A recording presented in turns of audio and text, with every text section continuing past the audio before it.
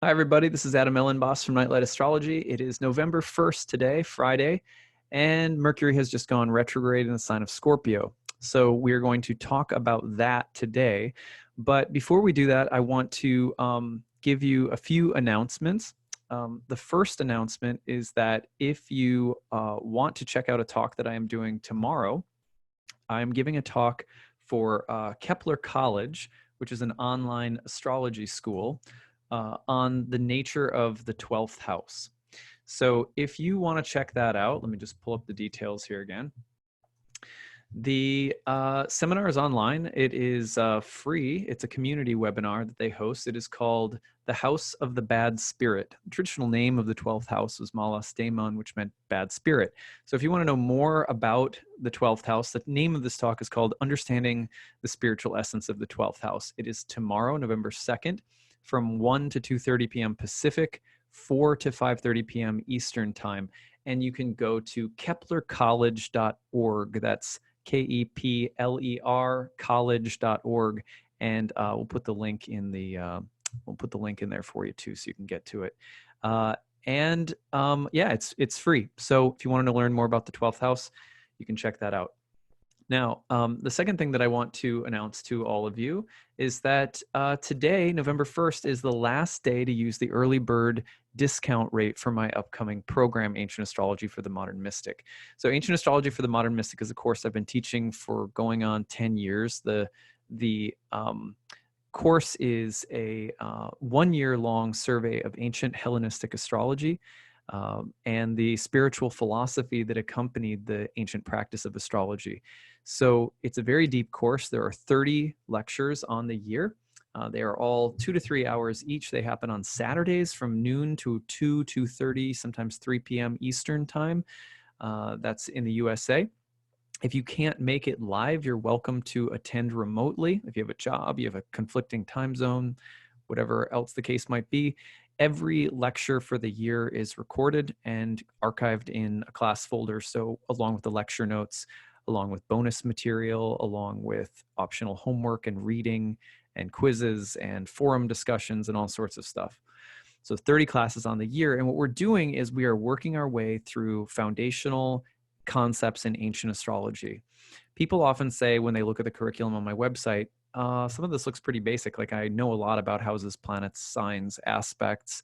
And if you don't, then no problem. But if you do, then you're kind of wondering, like, is this for me? It looks like it might be basic. But I promise you this, you will not have heard of or understood or studied any of the concepts that we're learning in this class. In many ways, what you're studying is a lot more like Indian astrology. It shares in the same root systems as Indian astrology. Ancient Hellenistic Greco-Roman astrology is very, very different from modern astrology. So when we talk about planets, houses, signs, aspects, dignities, etc., we're talking about a really sophisticated and eloquent classical form of astrology. And unless you have studied ancient astrology, I promise you very little in the course will actually be familiar to you. It helps, of course, to have some knowledge of planets, houses, signs, etc. But what we're doing is we're getting into the roots of those things. Why do the houses mean what they mean? Not just, okay, here's the topics that you might be familiar with, but why do they mean what they mean? What's the esoteric and astronomical rationale behind the houses? What about the signs? Where do the meanings come from? Where do the psychological stereotypes come from? Is it accurate to use psychological stereotypes when talking about the signs? What are the benefits and potential problems with doing that? We're learning how to read charts. We're learning how to be very specific when it comes to our prediction of the karma in the life of an individual. One simple way of summarizing what ancient astrology is like is to say that it is more of a karmic science, and it's more predictive in nature. As we go through the year, there's 20 lessons that are mostly based in theory and method. And again, unless ancient astrology, you've studied it before, it will all be brand new to you. It's a great place to, it's a great form of astrology to dive into for people who already know astrology, because you're going back to the roots and you're learning where it really actually all comes from. And you're sorting out a lot of misconceptions that modern astrology doesn't really have right. So that's the benefit of the course in a nutshell. Also, as the course gets into the later lessons from like 20 to 30, we are inviting live clients in and we're saying, okay, how do we use this ancient karmic science in order to work specifically with people, not only to make meaningful predictions accurately, but also to help people through some of the challenges that they're struggling with. So in those later sessions, we have live clients come into the classroom, I read for them, then we talk about the sessions together after the client leaves. It is a certification course for those who want to be certified. There's a test at the end. And in addition to the 30 lectures, there's also 12 guest lectures from other professionals in the field who come in. So you get other takes and other voices aside from my own.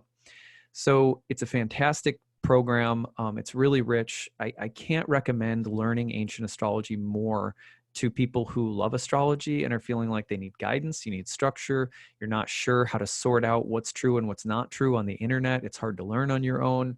You want to see practical methods that can make you a better, more organized, more efficient astrologer. You want to know some basic rules for doing things, and you want to see this stuff put in action and see it work with real people. As your teacher, I'm available to you throughout the entire year round. So I offer this course twice every year, one in the fall and one in the spring. So next one will be in June of 2020. This one starts on November 16th. Today is the last day to register using the early bird rate. The normal tuition is $1,800 for the year with a 12-month payment plan. The early bird rate is $1,299 when you pay in full. If you are someone who really wants to take the course and you don't have the means available, you're a single parent, you have a disability, something like that, you need help, please reach out. I do have need-based tuition options available. You can check it all out on my website, nightlightastrology.com. So thank you for bearing with me. I have a couple times a year where I have to promote things, and this is one of them. So thank you for listening. Now we're going to talk about Mercury retrograde. Now, of course, Mercury retrograde is a common event. People really freak out about Mercury retrogrades, understandably, because sometimes they're a real pain in the butt. But the thing that we get wrong about Mercury retrogrades is that they're this somehow rare freak occurrence, when they're not. Actually, all retrogrades are sort of based on the archetypal retrograde, which is the retrograde of Mercury. Mercury retrogrades very often. 3 times a year, sometimes even you get into almost 4. So the retrogradation cycle of Mercury is, it becomes a part of the rhythms of our lives, and often we don't even really recognize it. It really helps to journal and pay attention to how you're feeling and what kinds of things are happening in retrograde periods, and to track them through, especially the main whole sign that they spend time in your birth chart, in terms of the topics of that house. So for example, Mercury is going to retrograde in your 7th house. That's the house of relationships. So among other things, you might want to pay attention to what's happening in your relationships. And then, as the entire cycle goes on, you're doing 2 things. You're getting the deeper, maybe lessons, message of the Mercury retrograde, but also you're teaching yourself how to recognize what Mercury does, how Mercury behaves when Mercury is retrograde. And that helps a lot, because one of the things that we get lost on probably the most quickly when Mercury goes retrograde is, okay, Mercury's retrograde and I haven't yet remembered that Mercury is retrograde. And so I'm reacting, and, I'm getting pulled along by the transit rather than interacting with it consciously. It makes all the difference in the world to interact with an astrological transit consciously, even if you get pulled along by it, even if the transit has a way of taking the steering wheel. Better to be conscious than not conscious when it comes to the planets. So Mercury's retrograde in Scorpio lasts 3 weeks, all the way until November 21st, when it turns direct. That's the typical retrograde length of time, is 3 weeks. Now, it's the worst right as Mercury is stationing and turning retrograde, in terms of things like delays, reversals, breakdowns of communication, problems with technology, etc. So let me give you a few examples. Okay, so my dad is in town visiting me right now. We went for Halloween yesterday. It was really fun.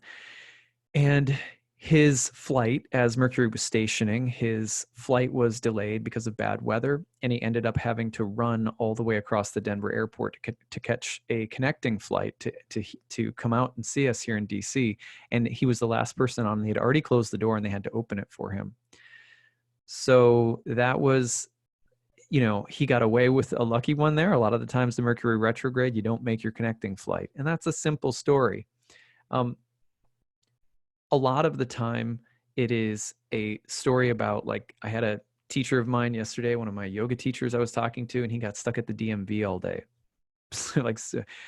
Or he had, no, he didn't get stuck at the DMV all day. He had to go to the DMV because his license expired. But when he got to the DMV, he found out that he had already submitted for its renewal, and he had forgotten that he had done it. So it was like this whole kind of funny snafu. Very common for Mercury stationing and Mercury turning retrograde. A lot of the times, the more intense things like that happen, again, as the planet is actually turning retrograde. Now, people always worry, should I do something or should I not do something under a Mercury retrograde? When Mercury is stationing and, stopping and about to turn retrograde, oftentimes there will later be some kind of reversal or redirection around whatever the original action or intention was. So that is a thing you do have to be careful of. But while Mercury is retrograde and just humming along for those 3 weeks, sometimes you're going to be doing new things that are coming through as the Mercury retrograde is giving you some kind of adjustment. So for example, let's say you've been in a fight with a friend and you decide to make up, and then during a Mercury retrograde, as this is happening, maybe in the 11th house, place of friends, you decide you're going to go visit them, and you buy a plane ticket to go visit them. That may not result in any kind of problem whatsoever. Mercury may not mess with that at all. Why? Because it's the retrograde is the symbolism that corresponds with the change, the reversal. Well, we weren't talking to each other, but now we are. So retrogrades mean reversals, because the reversal has gotten you back to talking with one another. Then you buy a plane ticket to go see them. It's not like Mercury is just there to, Mercury just, sort of unanimously just always hates flights. It's always going to mess with your flights, or if you buy a computer or something like that. No, if your computer breaks down during a Mercury retrograde and you have to buy a new one, it's not that the new computer is going to break down. It's that you had to buy a new computer because your computer broke down. So sometimes what we need to do is pay attention to what kind of reversal or what kind of change is happening. Whereas, something that's more common is during a Mercury retrograde, if you're going to make a choice to do something really impulsive, right? And Mercury's dead stopped. You don't really have the support from Mercury necessary. If it's dead stopped, it's not moving.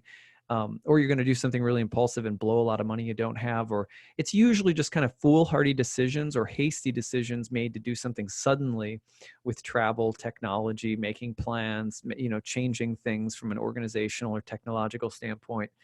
Those are the things that kind of come back and bite you later.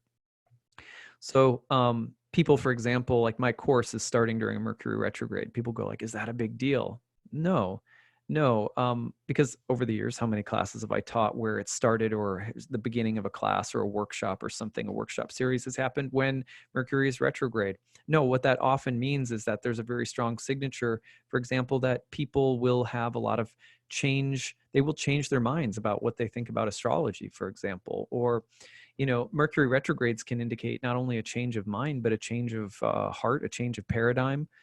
Mercury can result in a change in our understanding.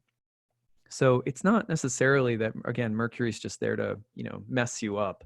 And you have to be really, one of the simplest pieces of advice is just check in with yourself when you're going to do something or plan something, especially around technology or travel during a Mercury retrograde, or as Mercury is stationing to turn retrograde. Just think, breathe, be patient, take time, reflect. Make sure that you're not being hasty. That's usually the message. And even then, oftentimes what appears as a detour or a setback in our life is actually it's precisely the path that we need to be on. So sometimes what I do when Mercury throws me some kind of curveball, if I'm not screaming and pulling my little hairs out, I will just be like, okay, Hermes, what do you want with me? If I trust, for example, that every astrological event, every event in my life for that matter, since the astrology is just a reflection of the events, if there is a reflected event coming, and I know it's going to be challenging, and then it shows up and it is challenging, then I'm like, okay, I just trust that these planets ultimately are guides for me if I'm tuning into the fact that I'm not here for just the sake of whether or not today goes the way I want it to, that I'm here for spiritual reasons, that there is a larger spiritual growth story that I'm invested in. And when we stay home in that spiritual investment, then when a retrograde comes, the appropriate question is, what do you want from me? How can I serve? How can I be here? How can I learn? What are you saying to me? What do you want? What can I? So when we put it back on ourselves rather than trying to blame or get pissed off because something isn't going our way or something breaks down, then things tend to move along in a way that's smoother. We are helping create harmony in our life by moving through the transits with greater ease. That's it with Mercury retrograde. When things get in the way, break down, or there's snafus or whatever, start with a place of acceptance and curiosity. Most of the time we get a lot further with that. So there's some general thoughts about Mercury retrograde. Remember that, again, retrogrades mean reversals, delays, sometimes setbacks, but all who wander are not lost, as Gandalf says. Get curious, get invested, and thankful for whatever setbacks, delays, or changes come during the retrograde. Now, with Mercury in Scorpio, we have Mercury, the messenger, the communicator, the planet that symbolizes the rational mind and the intellect. And we have that planet in the sign of Mars. So it is a time for incisive, analytical, deep, intense, critical thinking. Those are good things to be doing over the next 3 weeks. Sometimes also visiting secretive matters, dark or hidden matters. These happen because of the darker, autumnal and watery nature of Scorpio. And also, we're looking at the potential for mental, intellectual, or emotional defensiveness, worry, fear, anxiety. And how do you deal with those things? The potential to be a little paranoid about something. But also, you know what? Mercury in Scorpio is also the signature of someone or something that wants to potentially, like, cybercrime, cyber terrorism, attack Mars with Mercury. So Mercury retrograde can mean things like people spying, information theft, identity theft, people taking your info, etc. So we do have to be really careful about that. And the other thing that can come up is just the need for deeper critical thinking and research. That can be really actually well represented by Mercury in Scorpio, reinvestigating or digging into something from the past. You do have to be careful about kind of renegade, intense thoughts, like I'm going to depart from the norm, or I don't care what other people think, and kind of brooding and maybe getting really intense emotionally or mentally. Sometimes that serves a purpose in order to think critically and sever or cut ties with people, or even our own thought patterns that are no longer serving us. But other times, it's just going to be you're stewing in your own fears and anxieties. So all of those things we'll be dealing with over the next 3 weeks. Now, you have to remember that Mercury is in Mars's sign. Mars is also in Libra, which is Venus's sign. So this may also involve things like triangulation, gossip, the potential for there to be like people digging around and trying to get information by going through a third person. So be careful of like triangulation dynamics, gossip, and also the potential for diplomatic breakdowns or things like that. Again, like, it wouldn't surprise me to see things around hidden sort of things that are sort of cloak and dagger, hidden communication, the attempt to smear or harm other people's reputation through the digging up of information that could hurt someone, that kind of stuff. That's part of Mars also being in Libra during this period of time, which is oftentimes motivation is very political. So so those are some different things to think about with regard to the more gossipy, dark, communicative side of Mercury and Scorpio. All right, so that should give you some good things to think about. Plug Mercury into the whole sign house of Scorpio in your birth chart. That'll give you some ideas as to what topics to watch for in particular. Again, turns direct on the 21st. At that time, right after that time, Mars in Scorpio is going to hit in opposition to Uranus. So there is going to be some kind of moment of breakthrough or catharsis that's building up mentally and emotionally as the month goes on. So watch for that right around the 24th of the month, just after Mercury turns direct. All right, that's what I've got for you guys. I hope that you enjoyed this. My monthly horoscopes will be up this evening for all of the sun and rising signs, so stay tuned for that. And my written horoscope columns are done. You can go check them out on astrograph.com. And I will be in touch with more soon, and I hope to see some of you in my upcoming class, or maybe tomorrow at the 12th house talk that I'm giving. Okay, take care, everyone. Bye.